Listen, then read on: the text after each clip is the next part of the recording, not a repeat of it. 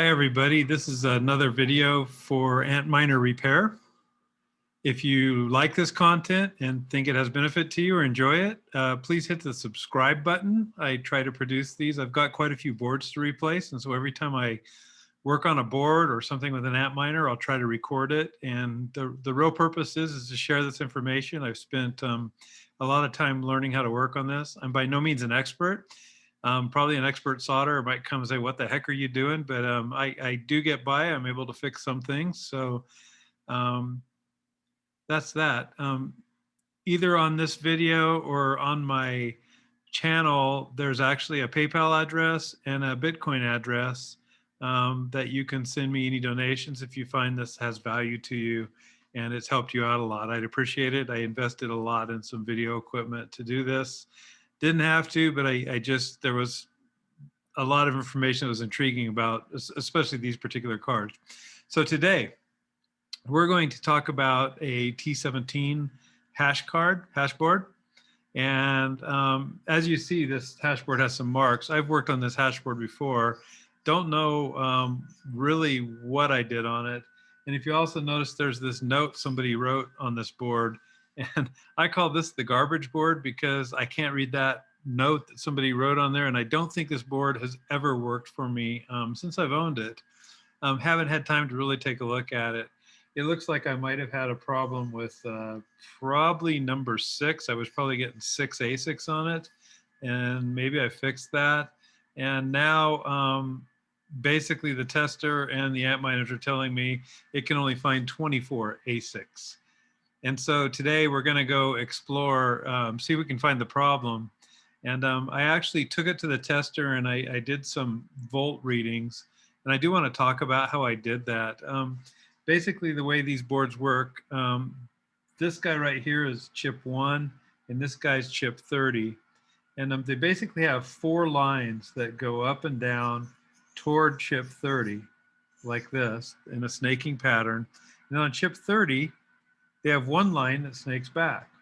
So when you see an error that says I only have 24 ASIC, it could be 1, 2, 3, 4, 5, 6, 7, 8, 9, 10, 11, 12, 13, 14, 15, 16, 17, 18, 19, 20, 21, 22, 23, 24.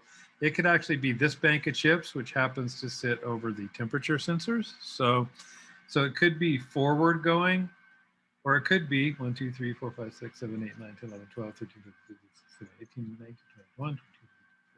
It could be this bank sitting over the temperature sensors. Now, these don't sit over the temperature sensors. It's on this other board. But so what I tried to do, there's a technique that you can use with the tester by reading the voltage going through the card when you hit the test button. There's like about a 4-second period when it applies voltage to the card, and it ramps up and turns all the power supplies on the card. Each one of these lines has about, I think, almost 3 power supplies on it.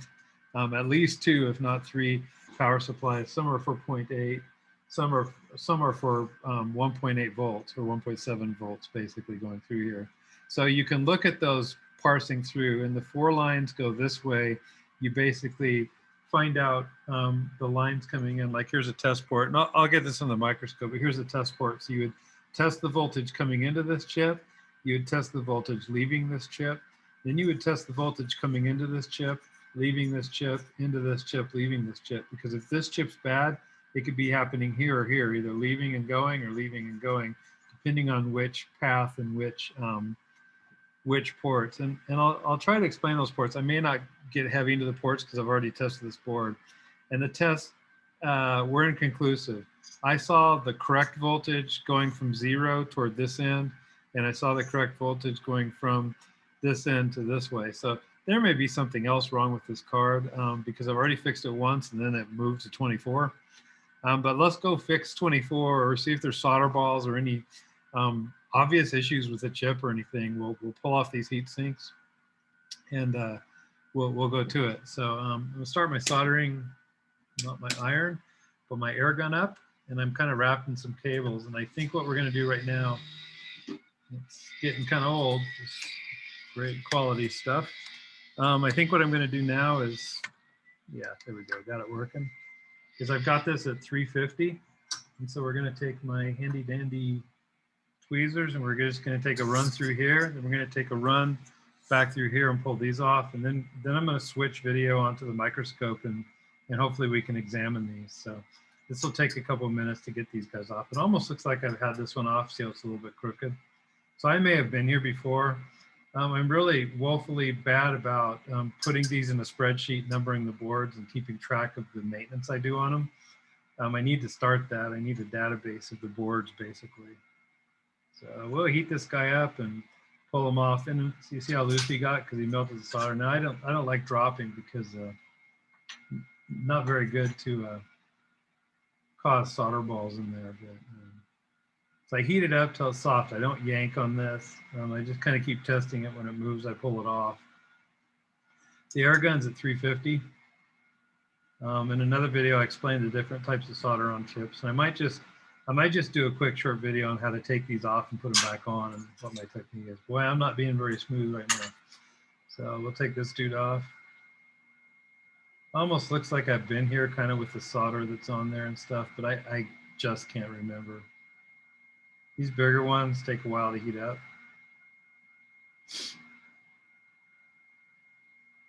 Yep. I'm not really tugging on it. I mean, when that solder comes loose on these guys, it just, you see, yeah, like that, it's hitting me. And I'm Mr. Fumble Fingers today. And we can check out the resistors and stuff. I have the microscope to check that out. All right, I'm gonna move the board forward and do the same thing right here. Just by eyeballing, and we'll go through each one on the microscope if we can fit it in between these dudes. I haven't tried that yet. They look pretty clean, so maybe our problem is here. Hoping something obvious pops up and I can get this board hashing because I've owned it for a couple months and I just haven't gotten to it.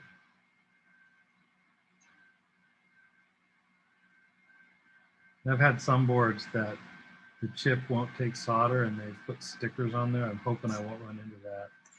I've got a board I'm trying to rebuild, and I'll make a video of that. But you can't even solder the top of the chip to put the heat sink on. So they put these stickers on either side and they put a paste on there.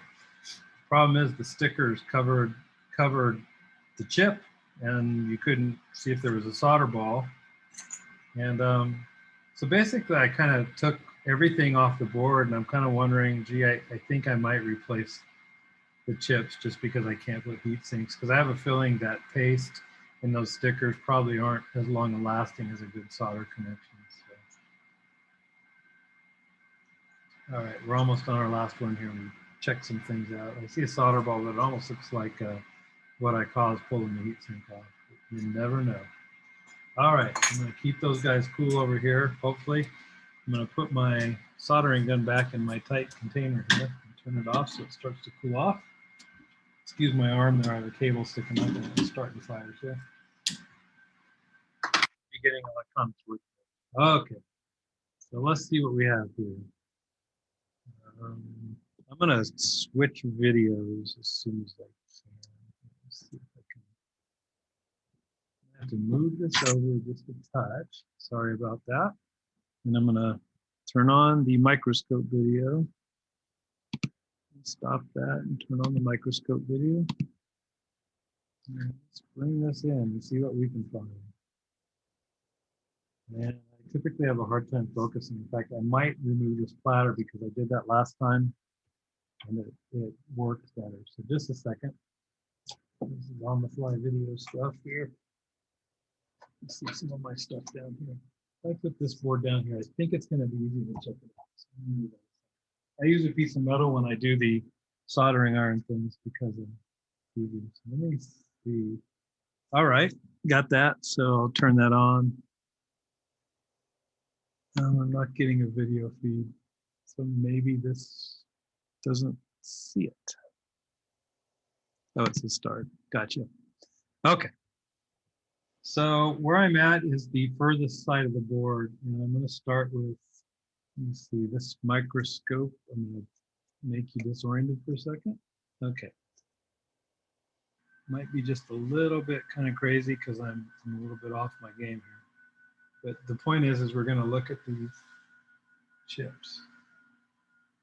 I'm going to move it off to the side to focus on this. So where I'm looking basically is These guys looking for obvious solder balls. I'm just going to do a scan first, and then I actually put alcohol in.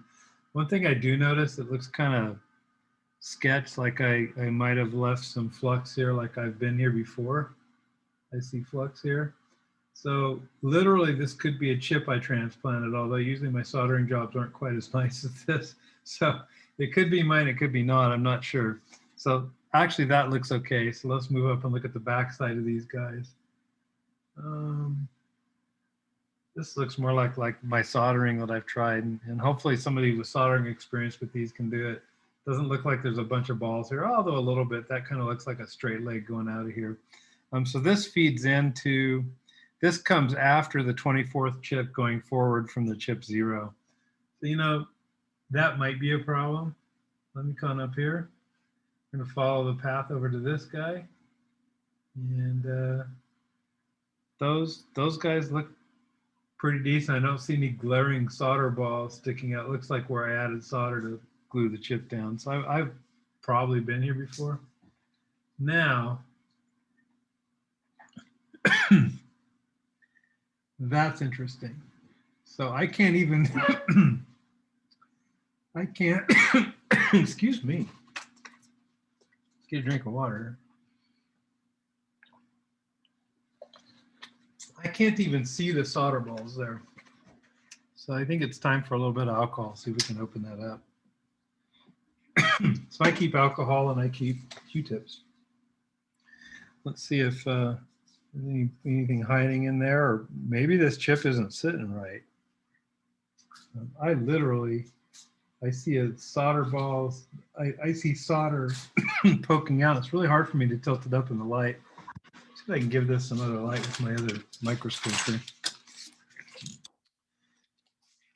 I wish I could show you this, but it doesn't have video output, but I'm going to poke in there and take a look at it. See what we have there. It doesn't look so great. Okay, so there are our legs. They're just being covered up in the shade. The light's pretty poor. Okay, I don't see any obviously solder balls on that. It's just not showing up on video. So let's move to the next one. Those guys look pretty good too. So that looks good. And then after, about,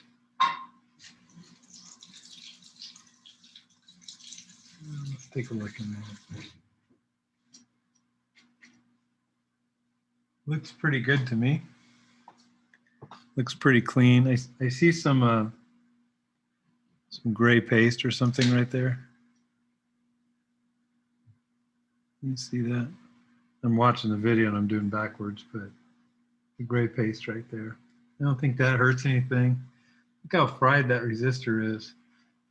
There's a way you can actually, since this resistor is just in a single line, you can put a voltmeter on it. It's supposed to be, I think, 33.5 ohms. And very, very common. This thing looks trash, but it's unbelievable. That's probably good and it's still working. These are some capacitors that come in on the other side of the board that come into the chip to power the chip. And then some other stuff, some other power goes in here. But these are your 5 test signals that are going out to somewhere else. So, all right, so I kind of like the look of those. Let's flip this board around. And we're going to go to chips 1, 2, 3, 4, 5, 6, 7, 8, 9. Let's check out chips 7, 8, 9. So get a focus going here for this. So board looks really dusty right here. You see how dirty that is? Oh my gosh, just without the microscope, it looks really dirty. So I'm going to, and I just knocked some solder off something like on the edge of the chip. It's right over there. Let's take a look at this.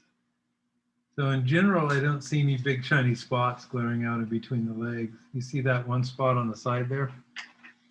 So I'll pull him off. He's right there. I'll see if I can pull him off the board. He's sitting in alcohol right now. So let's get him away from those guys. Let's see here. I'm going to get him to stick to your pin if you can. My guess is that's not causing any problem. Let me use my finger. Sorry for that in the video. Okay, I grabbed it with my finger. Okay, so that guy looks good. These guys are dark, but they just have some flux kind of burned on, but I really don't see anything in the way. And the resistors are there, the capacitors are there. Actually, the capacitors are missing, but would probably still work, at least for a while. All right, so let's move on to this side and more dirt. So I haven't been under these because these would be cleaner. So we'll go ahead and just apply some alcohol so we can see what's going on here for the most part. In general, I think it looks pretty good. What I normally do is take a handheld microscope that's LCD and I load it in here and I can look really, really close. But if there was a solder ball like the one sitting on the side of the chip, you guys see that? Huge solder ball on the side of the chip. Right there. Look at that guy.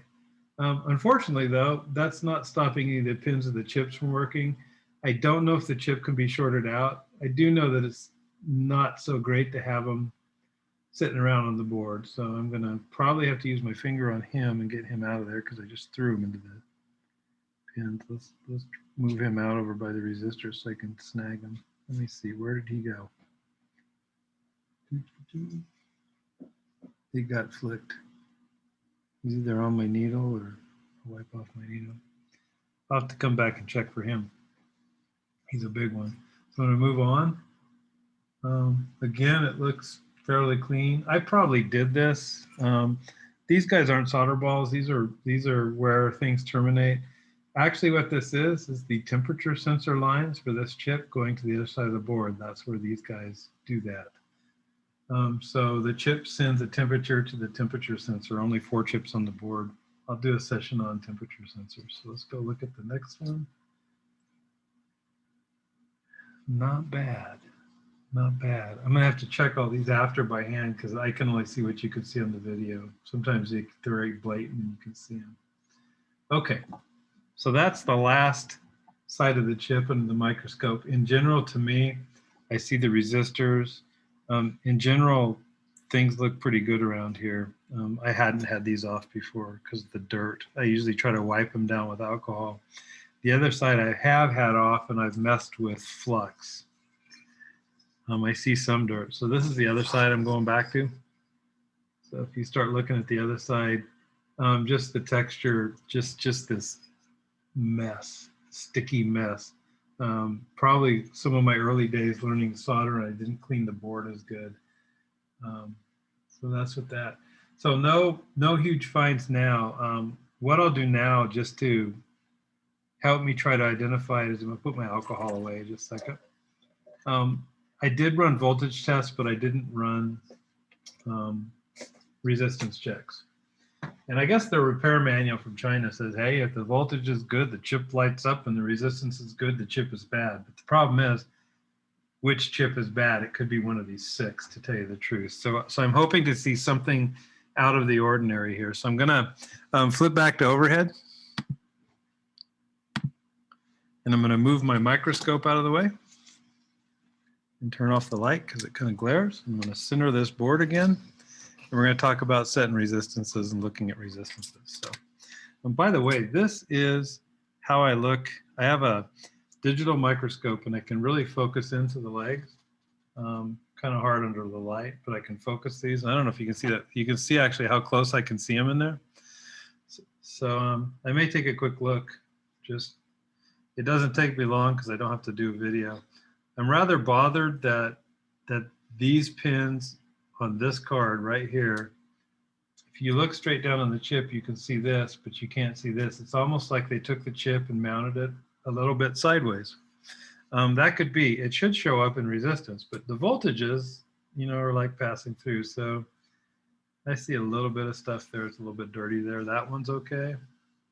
This one again is being covered by a bunch of stuff. Now, sometimes they can be covered by a shelf of solder. So if I take this and I can go in here, and if the solder is covering it like a shelf, I can flick it away. And sometimes what happens is the weld or the solder on the legs is high enough that when you put the heat sink on, it changes that. So let me see if this is the case.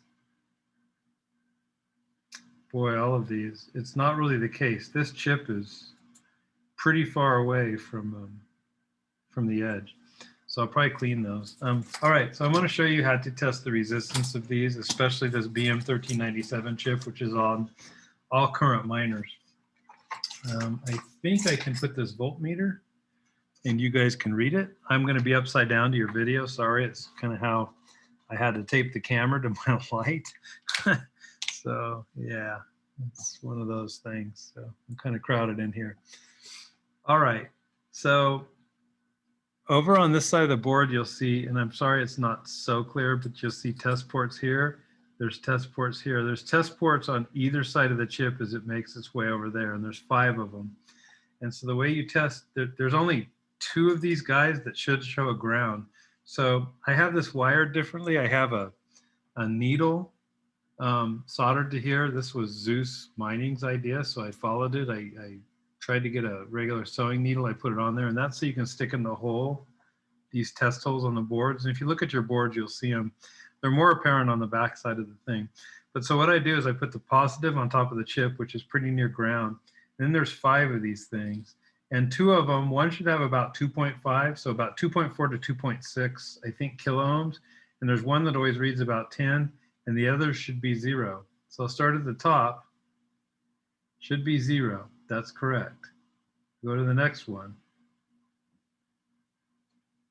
Should be 0. I'm on volts. Better start that over, guys. Put it on ohms. Should be 0. Yeah, there was 0 volts, wasn't there? I don't have any power on it. Should be 0. Okay. This one is the middle one. This is the return line. Should read about 2.5 to 2.7. That's 2.9. That guy's kind of high. I've seen him as high. Let me kind of fix this here. Stay stable. So I've seen him as high as 2.6 in work. I don't know if 2.9 will work. So I suspect this. Since this is shared between this chip or this chip, it could be either chip causing this. But that's not such a great resistance, really. Not such a great resistance. Then the next one should read about 10. Yeah, that's fine. And then the next one should be 0. If any of these that are 0 and it's not 2.5-ish and 10-ish, you've got a short somewhere that's not right. And then so what I'm going to do with the same chip, I don't really have to, is I'll put the probe here and I should read the same thing across these test ports. So this one should be 0. He's 0. This one should be 0. This one should be the 2.5 one. He's higher. I'm kind of thinking this chip is kind of whacked, but I'm not sure. We'll have to see what else we get. So again, he's pretty high. This one should read about 10. And this one should be 0. Okay, that's good. Then I go to this chip and I read the incoming and the outgoing. They'll be similar probably. 0. Getting him in there. 0. This one will be the 2.5-ish one. Let's see what he's reading at. 3.5 is getting worse. Something's going on here that's not right. 3.5 is pretty high for resistance there. 11 is unheard of. There's something wrong with this circuit from what I've seen. I want to show you a good one in a second. Ends in 0. Let's move on now. Let's see what's coming out of this guy. So something in between here and here. I don't know if this chip is bad, or both. Very well could be, because I call this the garbage board. All right, 0 there. 0 there. Should be about the 2.5 reading. He's going to be high because the other one was. 3.5, it's getting worse. 11, never seen it that high on a chip that works. And then 0. Okay, let's go check out this chip. This chip will be similar because he's sharing these lines with this. I might check them anyway. They change a little bit. 0, 0. 2.6. You see, this chip's better than that chip as far as the resistance. I've seen a 2.6, but like 2.68 is getting kind of high. This guy should be 10. And this guy should be 0. And if you notice, you can't see on the video, but see these spaces, and there's a space for these. You can pull your boards out and get a voltmeter as long as you have a needle soldered on it and test these. All right, so finally I'm going to test this board going out to the next one. So I should have a 0 here. 0 there. Should be the 2.5er. 2.6 is close enough. I've seen it run. Should be a 10 and a 0. Okay, I'm not liking him so far. Let's go quickly flip this around and let's read what we have over here for where some work was done over here that I'm kind of curious. And then I'll probably end the video with a recommendation. So this is coming into this chip. It's kind of coming the other way. Should we have a 0? I'm doing this a little backwards. So this should be the 10 one, the 2.5 one. 2.7 is a little high. I have a bunch of bad chips here. 0 and 0. I come leaving the chip. 0. 10. That's my 10 guy. It's my 2.8. Boy, those are high. Wish I could show you good ones. They nail it at 2.5, sometimes almost exactly. It's kind of cool. And 0, those are good. See what's coming into this guy? I literally could have several bad chips on this board. Maybe something happened. There's my 10. Should be my 2.5er. He's really high. 0 and 0. And I'll do the same thing leaving them. Sorry if my hand's getting in the way. I have to kind of do this. This should be a 0. Be the 0. 2.5. Pretty high. 10. 0. Okay. Coming into here. 0. 0. Should be around 2.5. That guy is more normal like I always see everybody else. That's good. 10. He's pretty right on. That's more standard to what I see. It'd probably be lower if that guy wasn't higher. And then leaving, probably my handy dandy soldering job is kind of covering these, but I'll try to reach them without shorting this out. That should be 0 if I don't touch anything. Is that my 10? It's my 10. It's my 2.5. He looks good.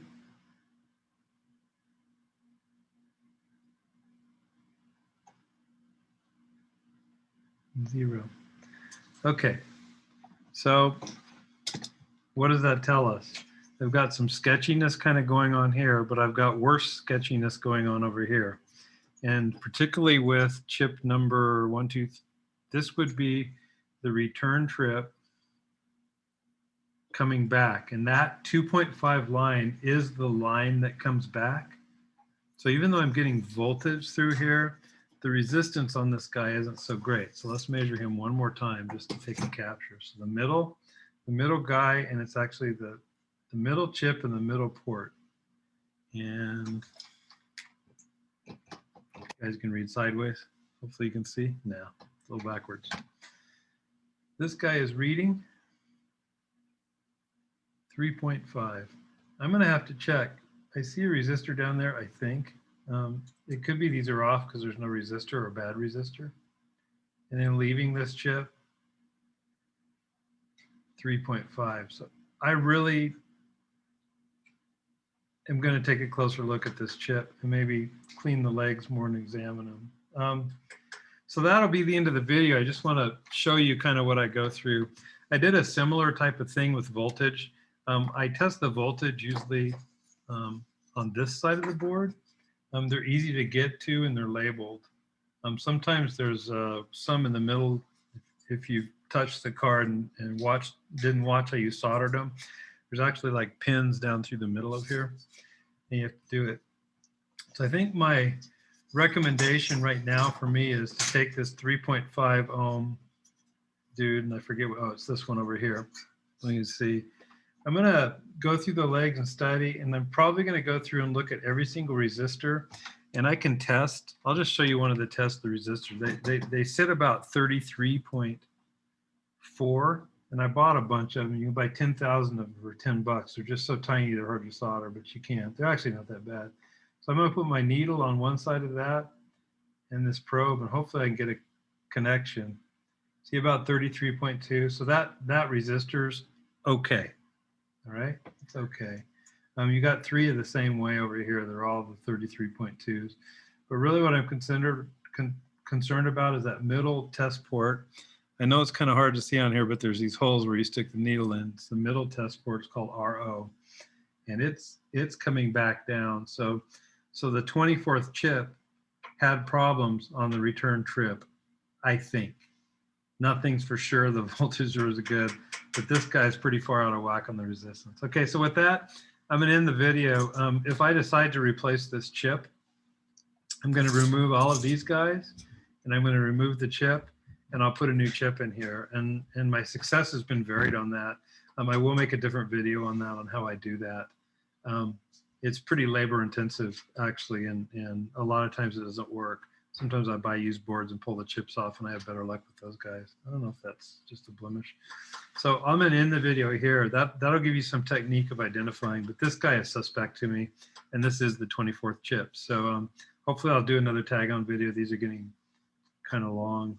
I hope that helped you guys a little bit how I go about that. And I will eventually get a tester in here that I don't have to run fans on, and it's loud, and it's out in my garage where my miners are. So thank you very much. You can post questions in the comments. Again, if you like this, please subscribe. I'll probably be getting to this chip. My goal is to get all my dead boards I got from some bad miners I got from China working, and get them hashing for me. And had luck with some. Some I've replaced your chip 5 times, just can't get it to seat. So hopefully some expert will come along and say, hey, why are you doing that? You should do it this way. So thank you guys all, and see you next time.